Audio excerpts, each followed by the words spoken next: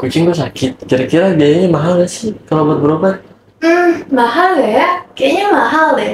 Halo teman ya, benar nggak sih kalau anak lo sakit harus ngeluarin biaya yang mahal?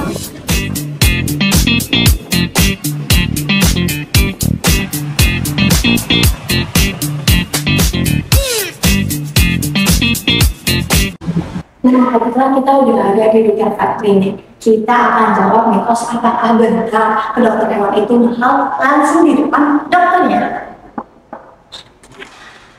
Kenapa ke dokter hewan itu mahal? Kalau kita bicara mahal itu relatif. Sebagai dokter hewan, saya menyarankan daripada kita mempermasalahkan harga dokter hewan mahal, sebaiknya kita melakukan pencegahan. Pencegahan itu lebih murah daripada kita harus berobat. Pencegahan maksud di sini adalah kita harus bisa menjaga kondisi lingkungan di mana hewan itu tinggal. Jadi makhluk hidup itu perlu lingkungan yang sehat, kemudian perlu makanan yang bergizi, terus kemudian perlu ada vaksinasi untuk mencegah terjadinya infeksi penyakit yang bisa menyebabkan penyakit yang fatal bagi ternak tersebut. Jadi dengan pencegahan kita akan bisa menghemat biaya pemeliharaan bagi hewan-hewan kesayangan kita. Nah, intinya adalah pencegahan lebih murah daripada pengobatan. Kalau kita bicara kenapa lebih mahal, ya karena sebagian besar hewan-hewan yang berobat ke tempat kita itu sudah dalam kondisi parah. Jadi perlu pengobatan patologi, pemeriksaan darah, kemudian pemeriksaan USG dan lain sebagainya.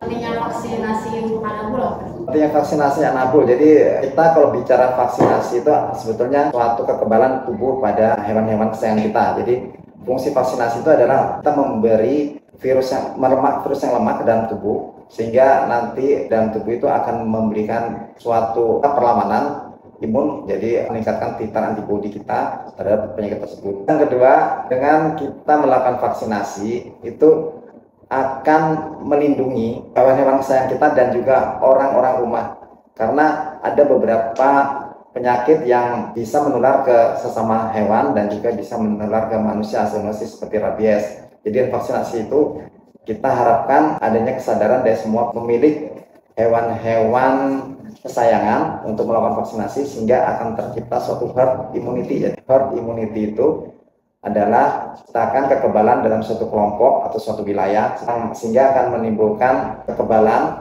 dan melindungi hewan-hewan yang belum tervaksin. Jadwal vaksinasi untuk anjing itu dimulai pada umur 8 minggu atau umur 2 bulan.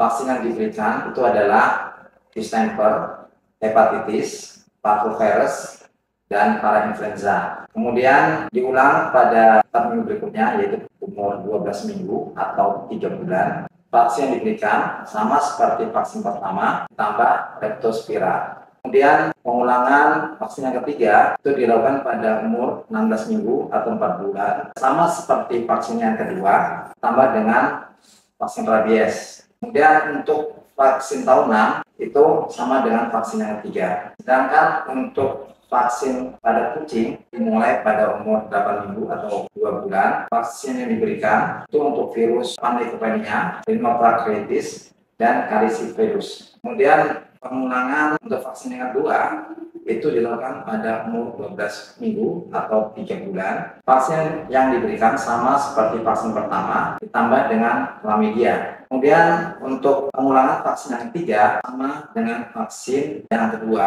tambah dengan rabies. Selanjutnya untuk vaksin tahunan itu sama dengan yang diberikan pada vaksin yang ketiga. Kayaknya jika anabul tidak divaksin.